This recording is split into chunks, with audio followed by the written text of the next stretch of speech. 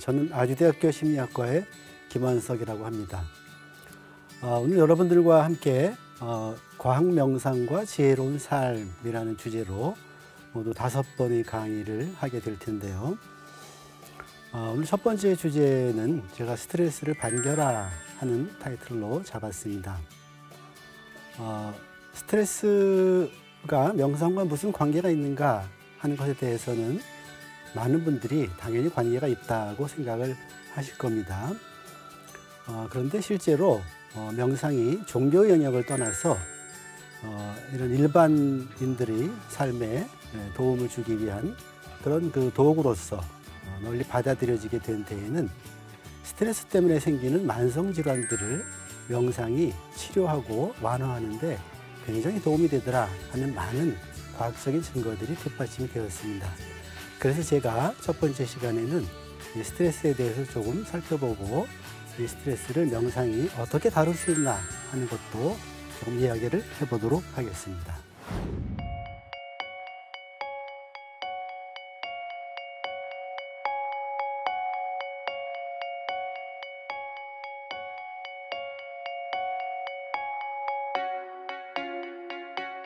자, 그러면 우선 스트레서와 스트레스 반응을 이해할 필요가 있는데요. 처음 스트레스를 연구하던 사람들은 스트레스를 일으키는 원인과 스트레스 때문에 발생하는 우리 심신의 어떤 반응, 결과죠. 이것을 잘 구분을 안 하고 그냥 통틀어서 스트레스라고 써뜨렸습니다.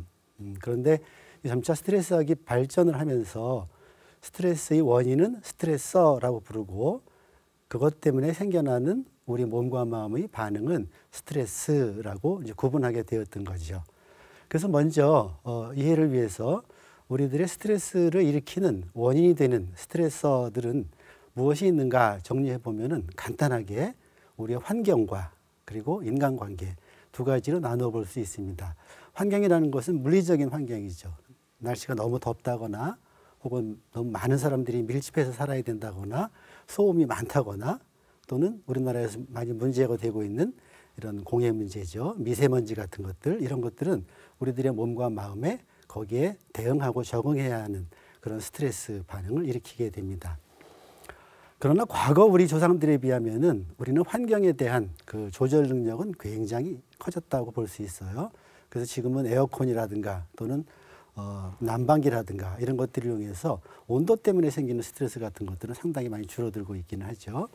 실제로 우리들에게 많은 스트레스의 원인이 되는 것은 사회적인 관계, 즉 인간관계라고 볼 수 있을 겁니다. 그래서 제가 주변 분들에게도 마찬가지인데요. 스트레스 받았어. 그랬을 때 왜, 뭐 때문에? 그래서 자세히 들어보면 거의 다 사람 간의 관계들입니다.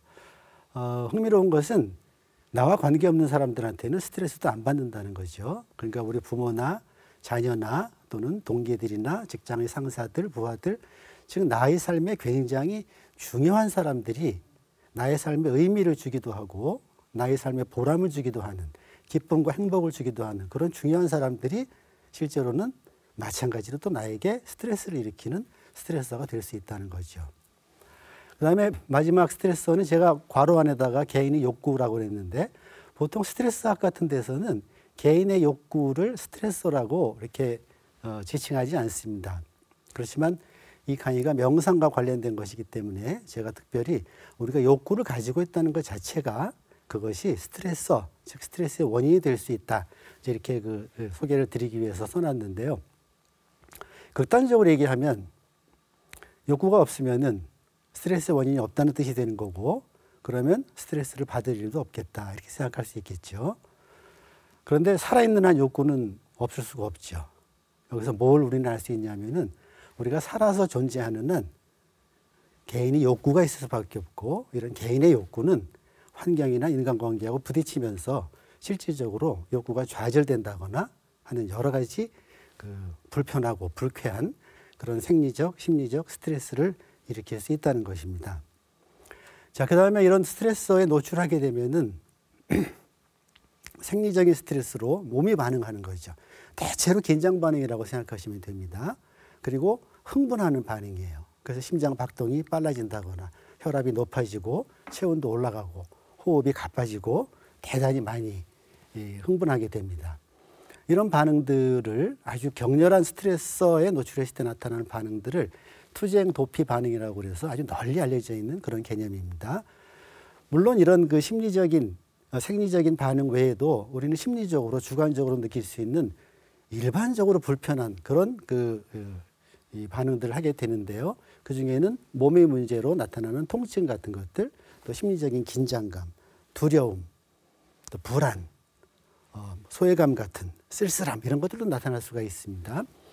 이런 그 심리적인 스트레스들은 생리적인 스트레스하고 같이 나타나게 되는데 이 둘은 서로 또 상호작용하기도 합니다. 아마 우리 일상생활에서 일상생활에 관한 것이니까 일상생활을 조금만 돌아보시면은 금방 이런 관계는 이해하실 수 있을 거다 생각합니다. 처음 그 스트레스 학이 발달하기 시작하면서부터는 대체로 동물 실험들을 많이 했기 때문에 스트레스라는 그 스트레서 때문에 생기는 반응들을 기본적으로 굉장히 부정적으로 보는 관점에서 연구들이 이루어졌습니다.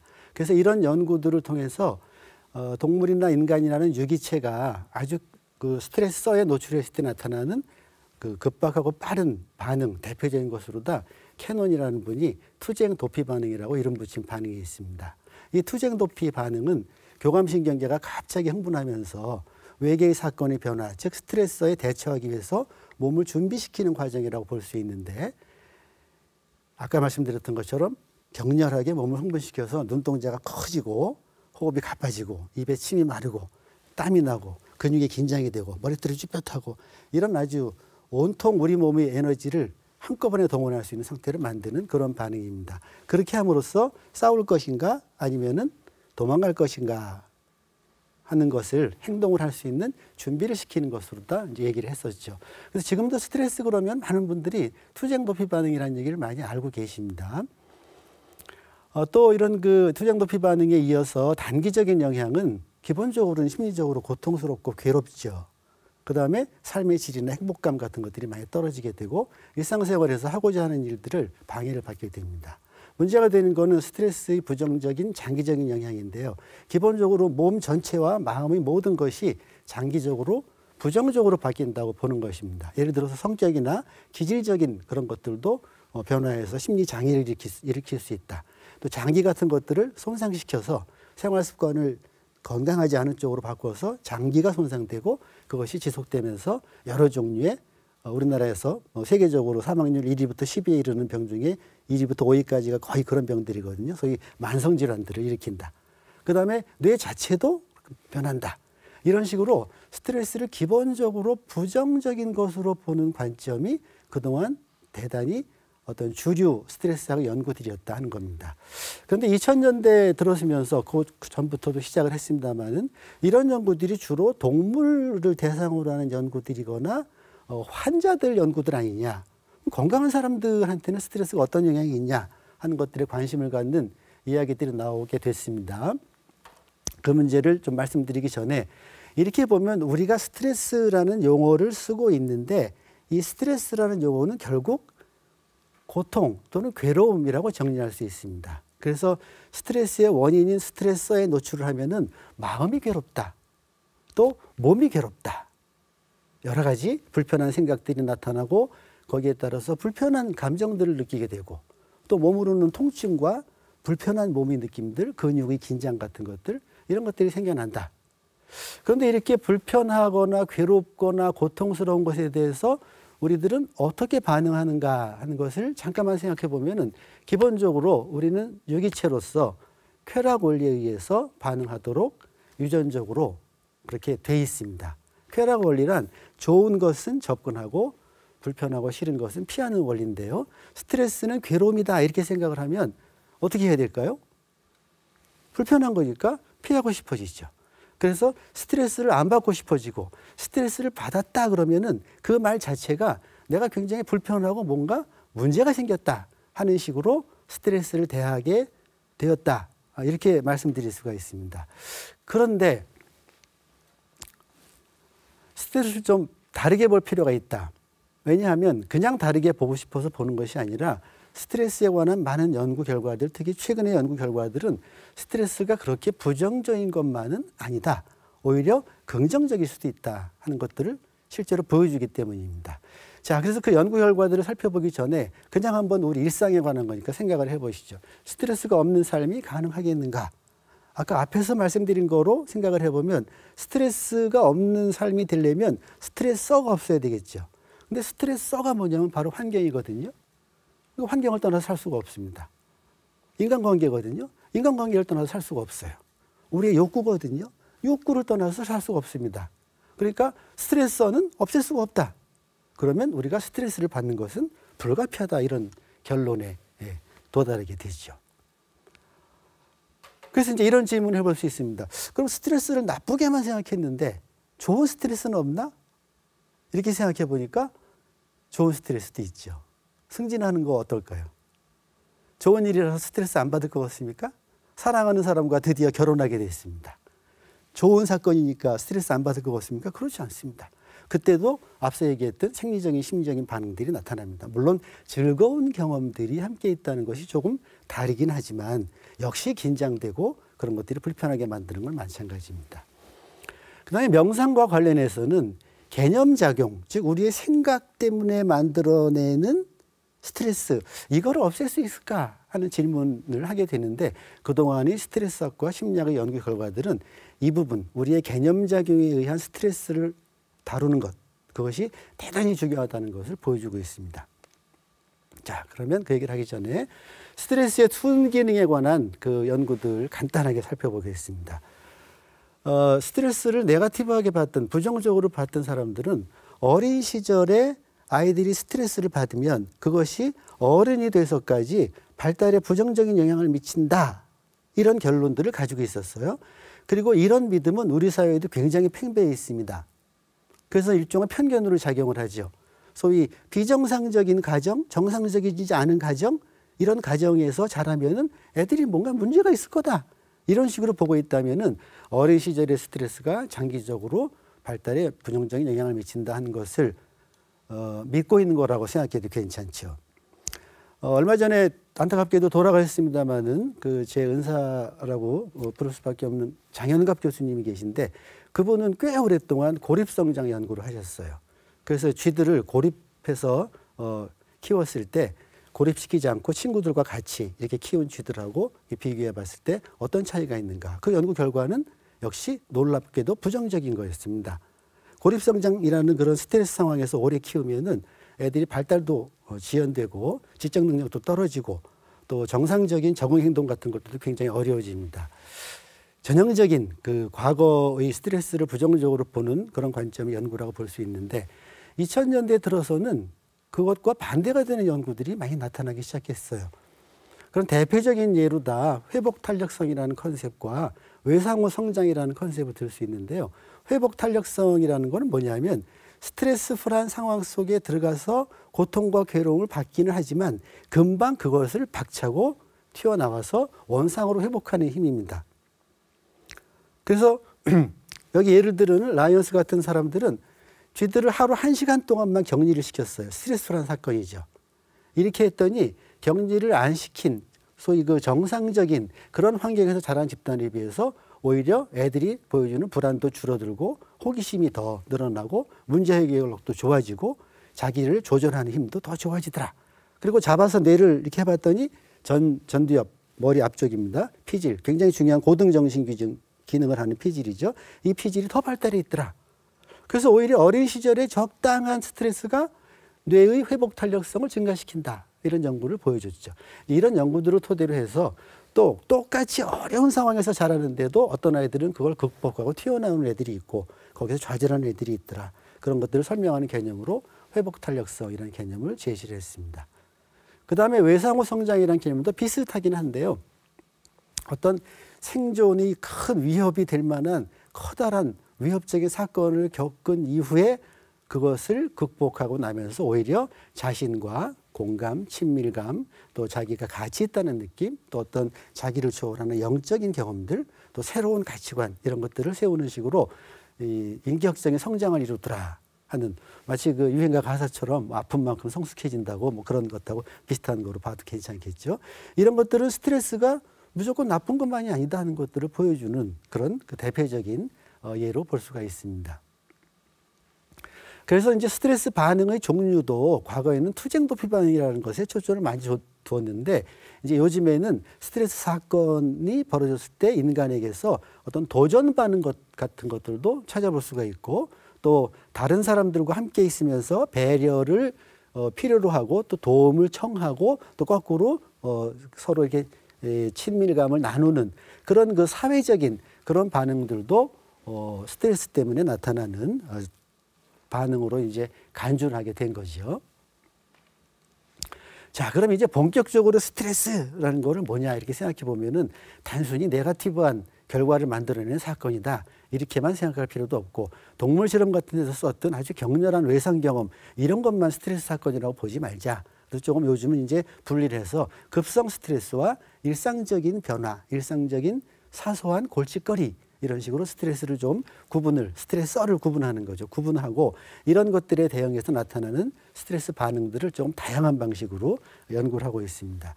그래서 급성 스트레스 외상 경험은 더 말씀을 안 드려도 될 것 같은데 오히려 제가 조금 다른 말씀을 드리고 싶은 게 원래 트라우마라는 것의 정의랄까 데피니션은 생존의 위협을 받을 정도의 경험을 뜻합니다. 그런데 우리 사회가 허약해진 거라고 봐도 될지 모르겠는데 너무 트라우마라는 말을 쉽게 쓰시는 것 같아요. 선생님한테 꾸중 한번 들은 거를 트라우마라고 그러고 친구들한테서 한번 창피당한 거를 트라우마라고 그러고 생존의 위협이 아니거든요. 그래서 저는 조금 조심스럽게 썼으면 좋겠다. 왜냐하면 굉장히 트라우마는 병리적인 용어이기 때문에 건강한 삶을 사는 사람들한테 자꾸 트라우마 하면은 이게 일종의 낙인 찍는 효과가 있어서 스스로 그것을 낙인을 찍어서 외상으로 만들어 버려서 별거 아닌 거를 스스로 막 크게 부풀리는 그런 경향이 나타날 수 있기 때문에 그렇습니다. 오히려 그것보다 우리들한테는 이런 일상의 자잘한 스트레스가 더 일반적으로 자주 겪는 이런 걸 텐데요. 이런 일상의 스트레스도 잘 우리가 관리하고 우리가 스트레스를 보는 관점을 바꾸면은 오히려 활력, 회복력, 성장 이런 것에 동력이 될 수 있다 하는 이야기입니다. 일상적인 별것 아닌 스트레스를 너무 큰 것으로 해석한다거나 그 결과를 너무 부정적으로 해석하는 파국화라고 그러는데요. 이런 것들이 오히려 스트레스의 그 좋은 측면들을 우리가 누리는 것을 방해할 수가 있겠다는 겁니다. 그 다음에 스트레스와 스트레스의 혼동인데요.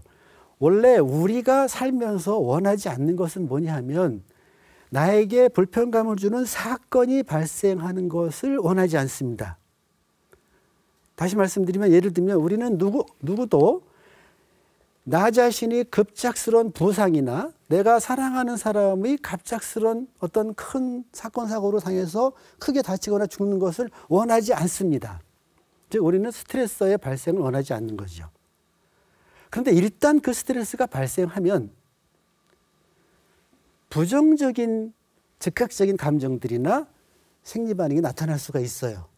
그런데 이 부정적인 생리적인 그런 그 흥분이나 이런 것들도 우리가 원하지 않는 불쾌한 경험이라서 이것도 원하지 않습니다. 그렇지만요, 잘 생각해 보면은 사건이 일어나면은 당연히 생기는 것이 그런 불편한 소위 스트레스라고 부르는 것들입니다. 이 스트레스 반응은 우리들에게 굉장히 불편한 것으로 경험이 되긴 하지만 그렇다고 해서 이것이 문제가 있는 반응은 아니라는 것을 이해하는 게 굉장히 중요합니다. 그래서 제가 이런 예를 들어요. 사랑하는 사람이 갑자기 죽으면 슬프겠죠. 괴롭죠. 하늘이 무너지는 느낌입니다. 그 좋은 건 아니죠. 원하는 게 없습니다. 그러면 사랑하던 사람이 돌아가셨는데 갑자기 죽었는데 슬프지도 않고 괴롭지도 않고 아무렇지도 않다면 그게 더 좋은 건가요? 부정적인 반응 안 하니까 내가 싫어하는 거 없으니까 좋은 건가요? 그렇지 않습니다. 그럴 땐 슬퍼야 됩니다. 그것이 자연스럽고 당연하고 건강한 반응입니다. 오히려 그런 반응을 못하는 사람을 우리는 사이코패스라고 부릅니다. 공감도 못하고. 자, 그 다음에 스트레스, 우리가 결과적으로 경험하는 스트레스, 특히 심리적인 스트레스는 생리적이고 심리적인 1차적인 스트레스와 스트레서라는 사건을 어떻게 해석하느냐가 굉장히 중요해집니다. 그래서 그 스트레서라고 부르는 사건들이나 그것 때문에 생겨나는 1차적인 당연한 심신의 반응, 이런 것들을 어떤 관점에서 해석하느냐에 따라서 결과적으로 우리가 경험하는 스트레스의 크기가 상당히 달라질 수 있다 하는 것입니다. 그래서 긍정적으로 해석을 하면은 실제 그 불필요한 스트레스를 덜 받을 수가 있어서 스트레스의 총량은 줄어든다고 볼 수 있고, 이것을 부정적인 방식으로 해석을 하면은 실제 우리가 당연히 받을 수밖에 없는 스트레스보다 훨씬 더 큰 스트레스를 받게 된다 하는 것입니다. 이것을 제가 그림으로 한번 그려봤는데요. 이 관점, 우리가 스트레스를 어떻게 보느냐 하는 것이 우리가 스트레스를 해석하는 방식에 영향을 미치기 때문에 그 중요성을 강조하기 위해서 제가 그림으로 한번 그려봤습니다. 제일 왼쪽에 스트레스 유발 사건이 있고 그 사건에 우리가 노출하게 되면 생리 반응이나 심리 반응이 나타나게 되는데, 이런 스트레스 유발 사건이나 우리의 자연스러운 반응들을 어떻게 해석하느냐, 어떤 관점으로 보느냐, 이걸 당연하고 자연스러운 거다. 왜냐하면 사건이 발생했으니까 당연히 나타나는 거다.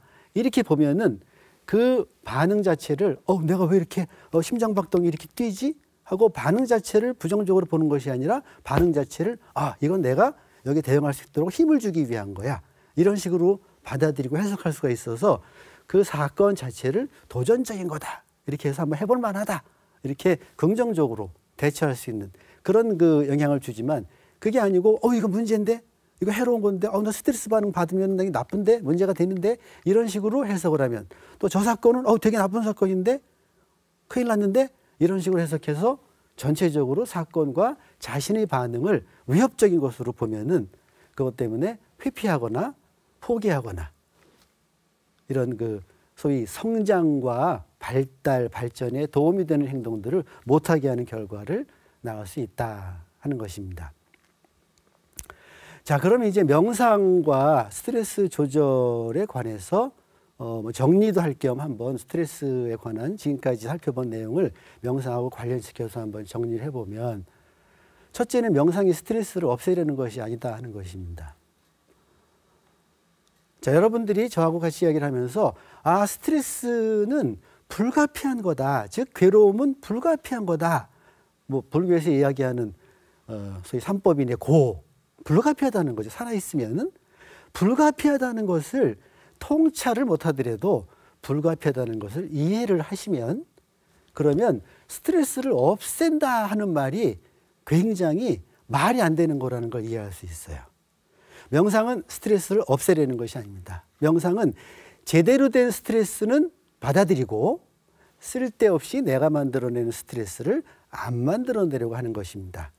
우리가 평소에 끊임없이 관점을 가지고 해석을 해서 실제보다 훨씬 더 큰 스트레스를 받고 있다고 가정을 하면, 명상은 부가적으로 쓸데없이 만들어낸 그런 스트레스를 만들어내지 않음으로써 결과적으로 스트레스를 감소시키는 효과를 기대할 수 있는 거다 하는 것입니다. 명상이든 무엇이든 그것에 대해서 제대로 된 기대를 하는 것은 대단히 중요한데 더 말씀을 안 드려도 알 수 있을 것 같습니다. 그 다음에 스트레스 반응이라는 것이 이건 네거티브한 것뿐이 아니라 긍정적인 것도 있을 수 있다. 사실은요, 불교식 관점에서 보면은 어떤 것도 긍정적이거나 부정적이지 않습니다. 그것을 긍정으로 보느냐 부정으로 보느냐 하는 것은 내가 결정하는 것이지 그 대상에 좋고 나쁨이 들어있지 않습니다. 꽃은 그 자체가 아름다운 것이 아닙니다. 꽃 속에 아름다움이 있지 않습니다. 내가 꽃을 아름다움으로 보는 거죠. 이렇게 보실 필요가 있다. 그 다음에 실제 사건이 발생해서 경험하는 1차 스트레스는 당연한 거다, 건강한 거다 이렇게 보고 자꾸 받아들이려고 노력을 하고, 내 생각이 만드는 스트레스, 그걸 알아차리고 생각을 중단함으로써 더 이상 스트레스를 안 받도록 하는 것이 중요합니다. 이 부분은 아마 잡아함경 이런 데에 첫 번째 화살은 불가피해도 두 번째 화살은 맞지 말라, 뭐 이런 식으로 이미 그 불교적 지혜로 설명을 하고 있는 것으로 알고 있습니다. 자, 오늘 강의는 여기까지 마치겠습니다. 고맙습니다.